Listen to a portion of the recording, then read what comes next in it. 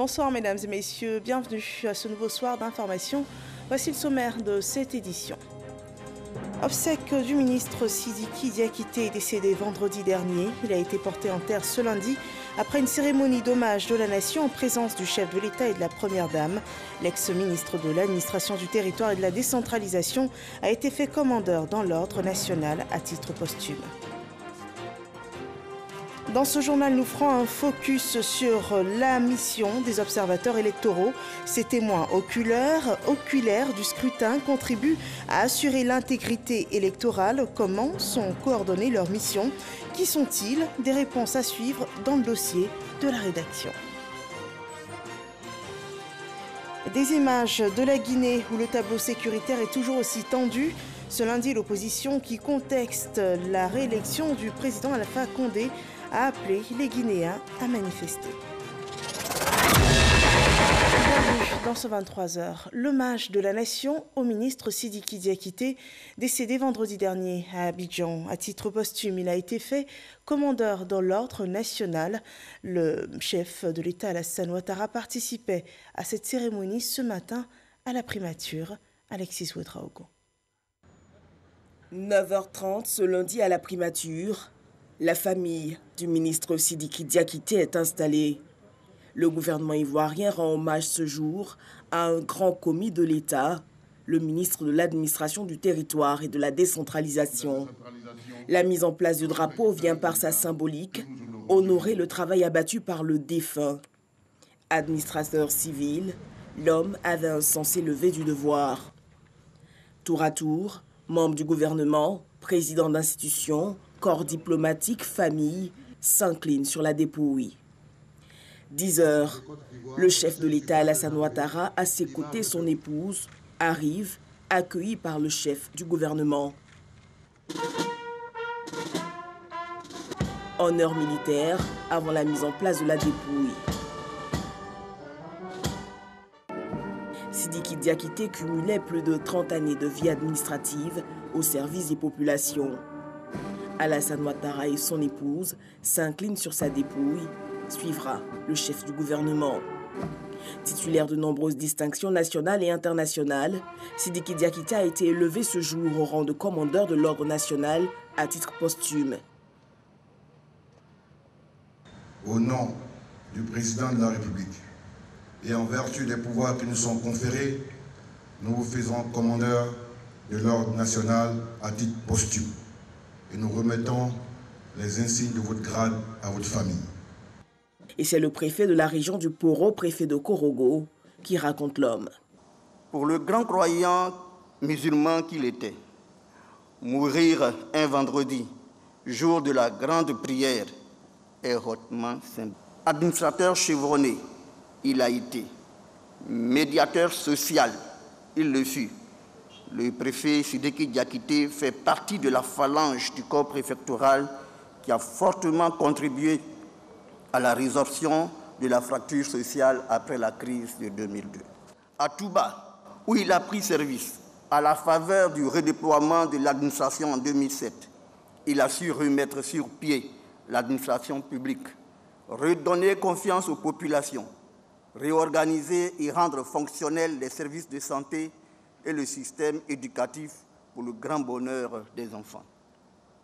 À Abidjan, où il a officié en qualité de préfet, son mode de gestion des conflits, qui allie à la fois application rigoureuse des textes, présence sur le terrain, négociation avec les partis et sensibilisation des populations, le tout, Monsieur le Président, dans une discrétion totale, qui, au demeurant, est la marque de l'efficacité et qui fait de son approche une doctrine de management administratif que les nouvelles générations devraient s'approprier.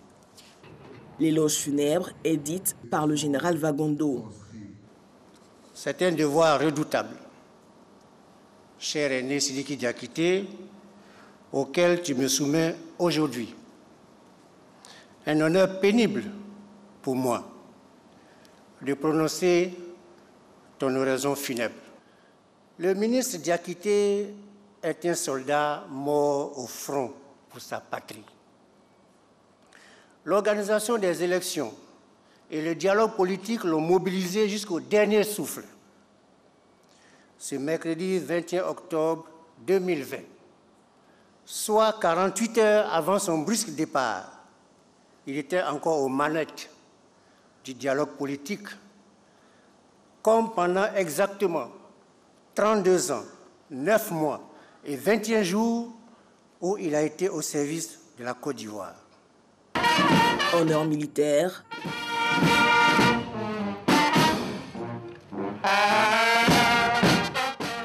L'armée lui rend hommage. Adieu, monsieur le ministre.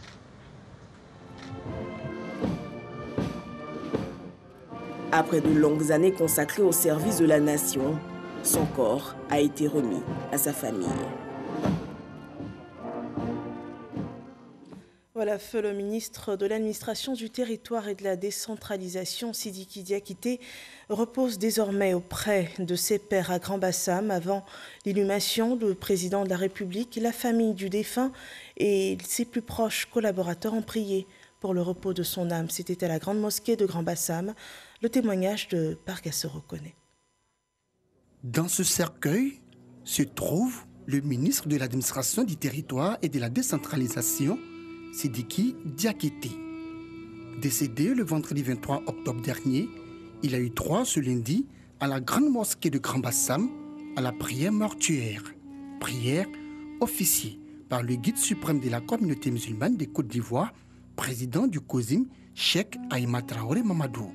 C'était en présence du président de la République, Alassane Ouattara, et des membres du gouvernement.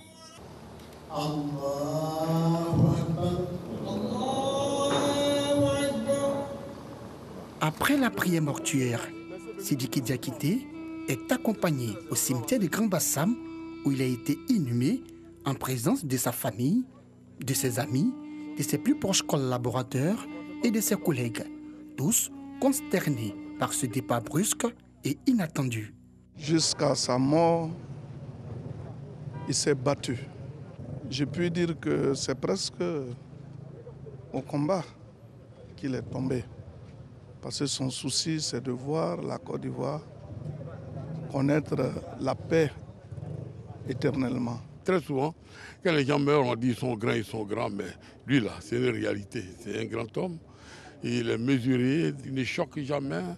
Toujours un petit sourire, même quand tu lui exposes un problème, bon, il a un petit sourire pour t'encourager et tout ça. J'ai été frappé par sa grande humilité, sa connaissance de l'homme et surtout sa capacité à travailler en tant que grand serviteur de l'État en réglant les problèmes sans bruit, mais de façon efficace. C'était vraiment un homme de cœur qui avait une rigueur silencieuse.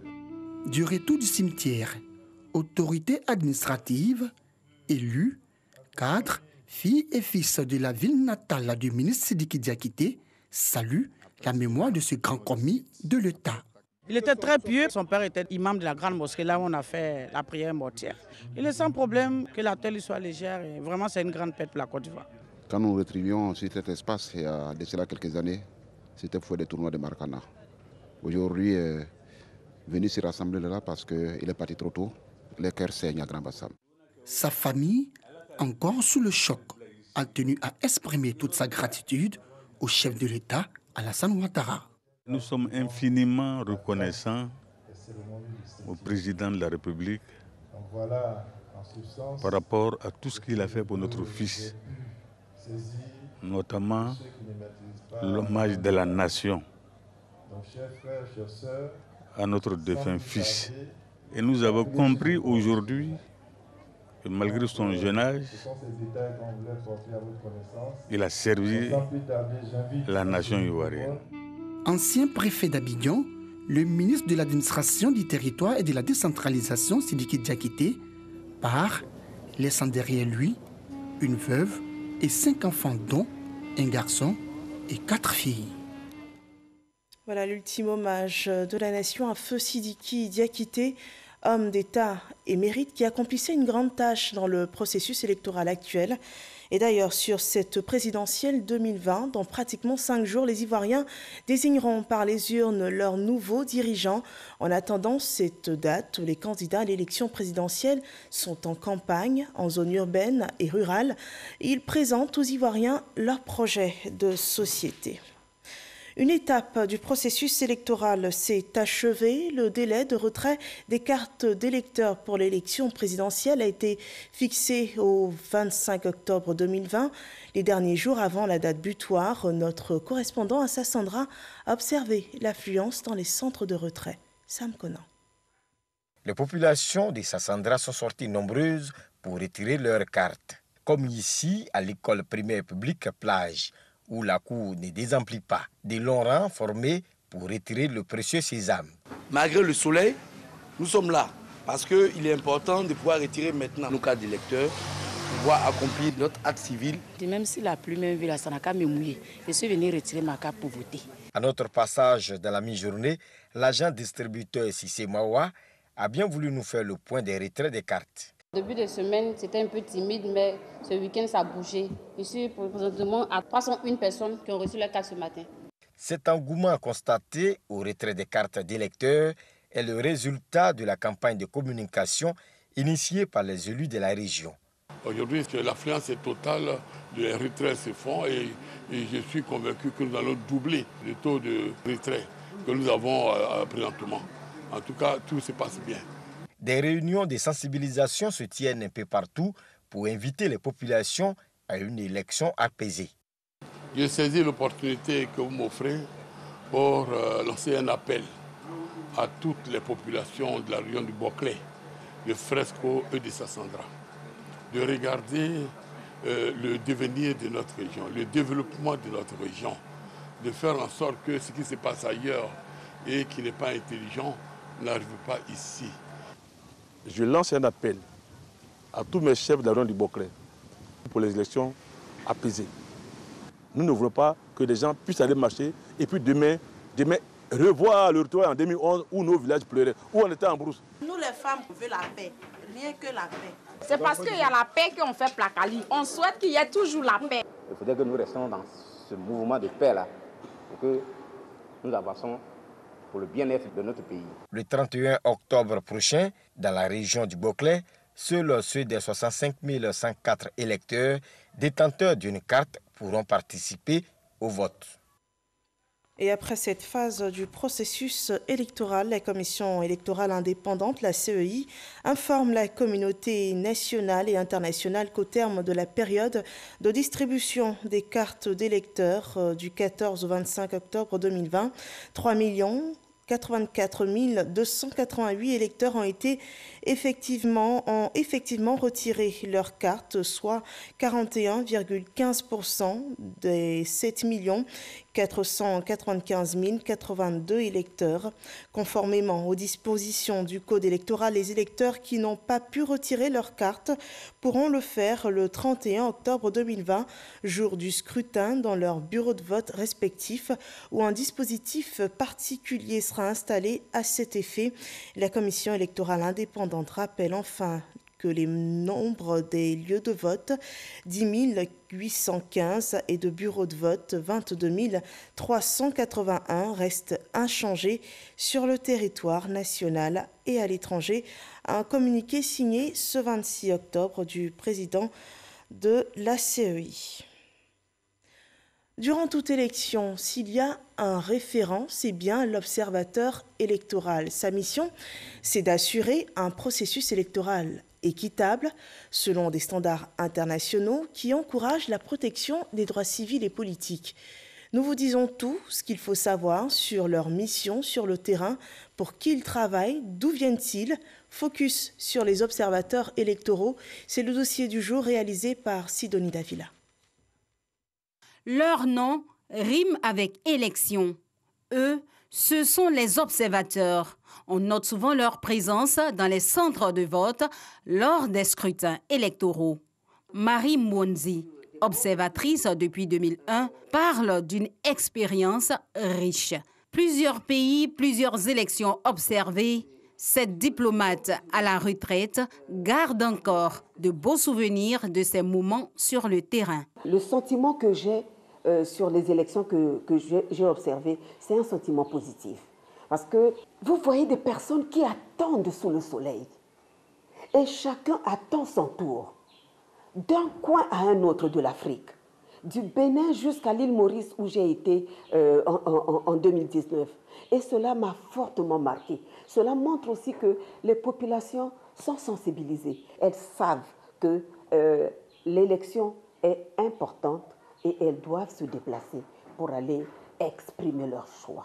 Dans le cas de la présidentielle ivoirienne du 31 octobre, plusieurs missions le sont déjà ou s'apprêtent à investir le terrain. L'Union africaine est spécialiste des observations électorales. Pour cette année en Côte d'Ivoire, 44 observateurs internationaux seront déployés sur le territoire ivoirien. Nous avons également un partenaire, c'est EISA. C'est une organisation qui est spécialisée dans l'observation des élections. Et cette année, ils sont ensemble avec la Fondation Carter. À leur niveau également, ils ont une trentaine d'observateurs internationaux. Les observateurs sont considérés comme des témoins oculaires indépendants des élections.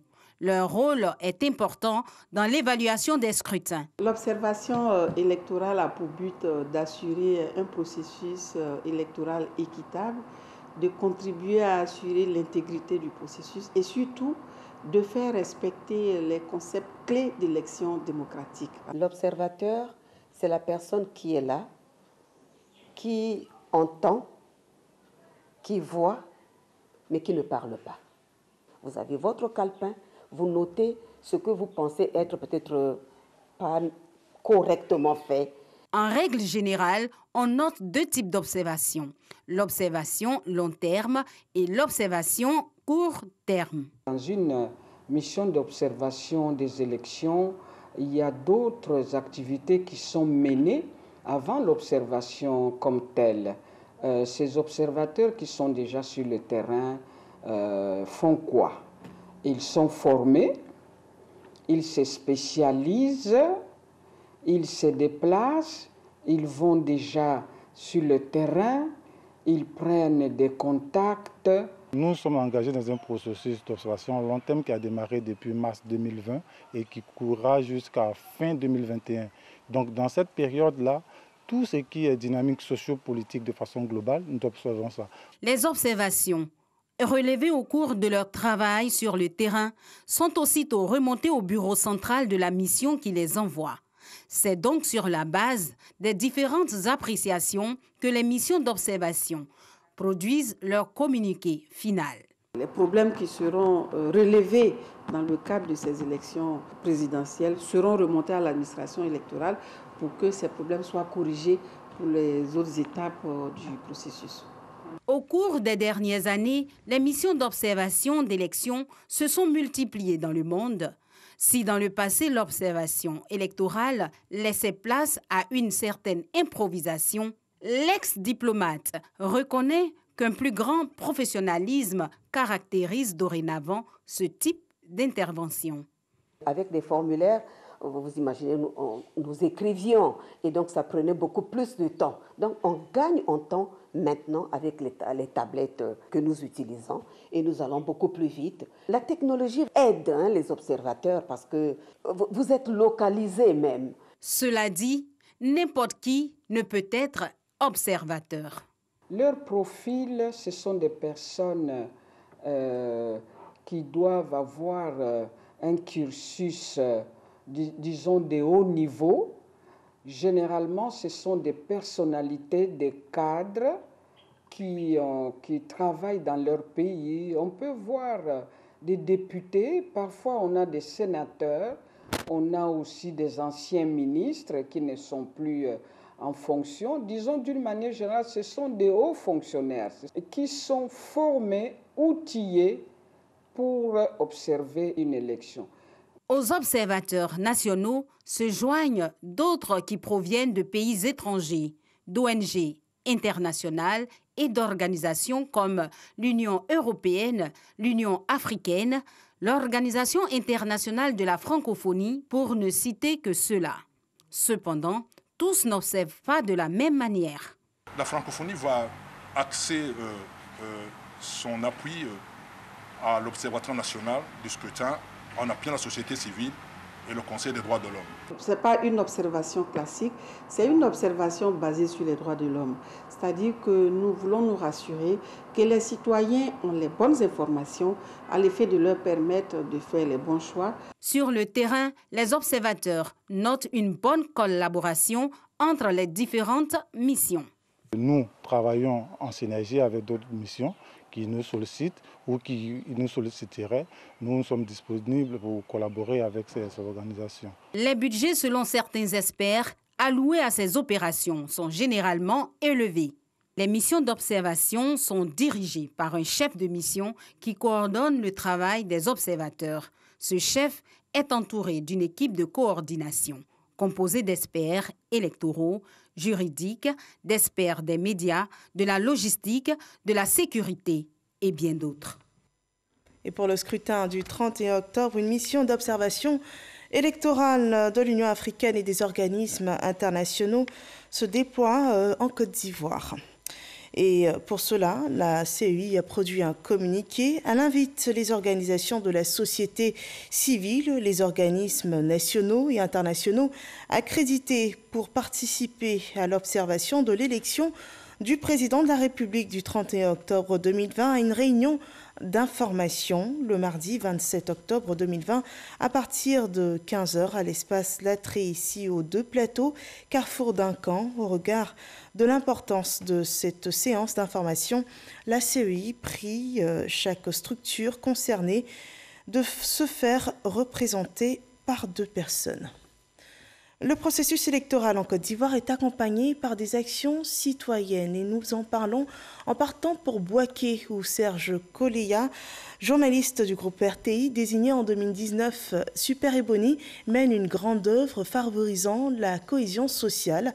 Dans le contexte électoral actuel, il sensibilise les populations sur des élections apaisées.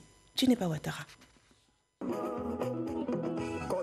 Après Daloa, Zoukougbe, Diokwe et Gagnoa, Serge Koléa Super Ebony 2019 est à Bouaké dans le cadre de sa tournée nationale sur la paix et la cohésion sociale.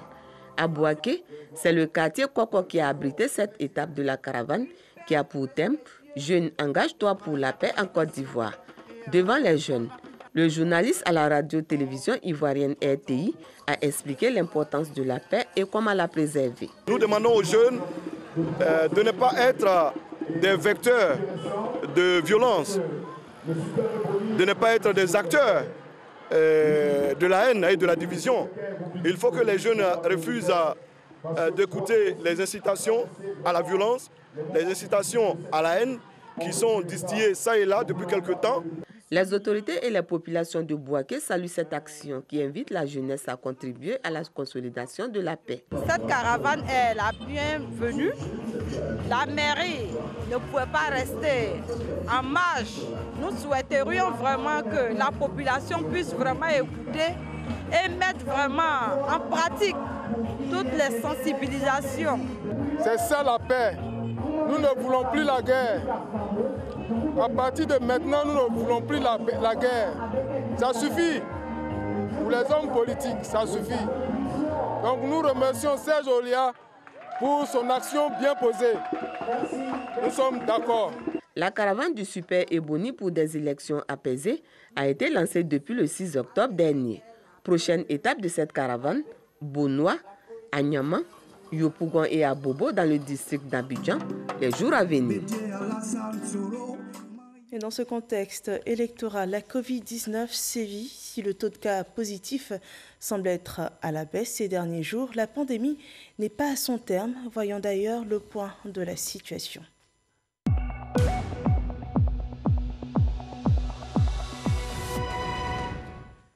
Le ministère de la Santé et de l'Hygiène publique annonce pour ce lundi 16 nouveaux cas de Covid-19, 46 nouvelles guérisons et aucun cas de décès. Ce 26 octobre 2020, la Côte d'Ivoire totalise 20 486 cas confirmés, dont 20 212 personnes ont été déclarées guéries et malheureusement 122 personnes décédés. À cette date, 152 cas restent encore actifs. Il faut continuer de respecter les gestes barrières. Et le point presse bi-hebdomadaire du gouvernement sur la pandémie de la Covid-19 s'est tenu ce lundi. Il annonce des résultats plutôt encourageants. Sur la période du 12 au 25 octobre 2020, il a été enregistré une diminution des cas confirmés de 39,80%. Le point avec Jean-Marc Djadji. Le gouvernement enregistre, sur la période du 12 au 25 octobre 2020, une baisse constante de nouveaux cas de Covid-19, soit un taux de positivité en dessous de 4%. En effet, comparativement aux 2 semaines précédentes, celles écoulées, on est passé de 525 cas de Covid-19 diagnostiqués à 316 cas, soit une diminution de 39,80%. Ces résultats encourageants ne doivent pas nous faire oublier que le virus continue malgré tout de circuler au niveau communautaire.